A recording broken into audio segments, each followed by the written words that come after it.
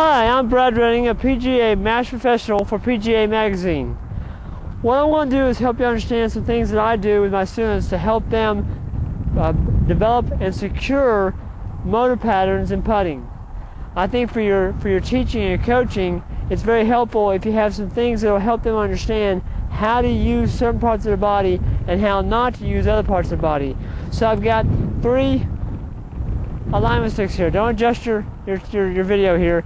I do have those on my arms, on my hips, and on my shoulders. And what I want to do is use these in a way to help them move certain parts and keep other parts more still and steady. So all I've done is secured these to my body with rubber bands. I've got one on my hips, one on my arms, right around my elbows, and one on my shoulders, all secured with rubber bands. So what I can do here is help them understand that I want certain parts to move and certain parts not to move. I don't really want your hips to move in putting.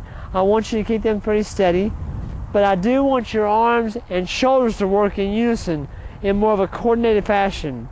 Now, it doesn't matter what preference you have as far as putting. If you believe it should go straight back and straight through, if it should go more of an arc type of fashion, or even inside and down the line, it really doesn't matter. All those preferences work well for this exercise. So again, I'd have them set up to it, and I'd say, now what I want you to do is keep the bottom stick still, and I want you to move your shoulders and arms in unison back and through. Now you can see there that I definitely moved more of my shoulders and arms.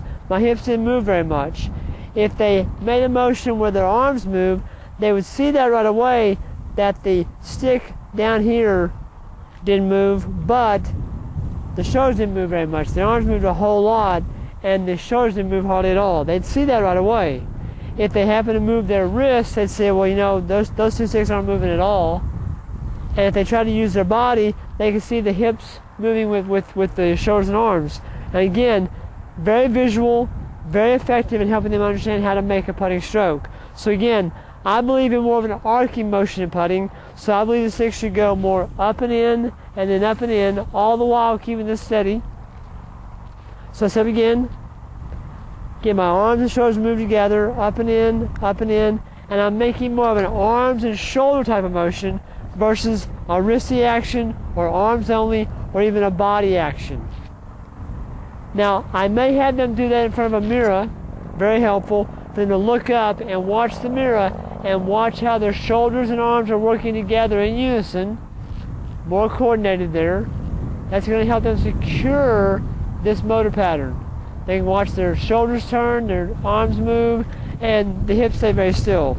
So again, when you're working on this with your students, just attach 3 wooden dowels, 3 alignment sticks, to their hips, arms, and shoulders using rubber bands, and then have them move the top 2 sticks and keep the bottom stick very still.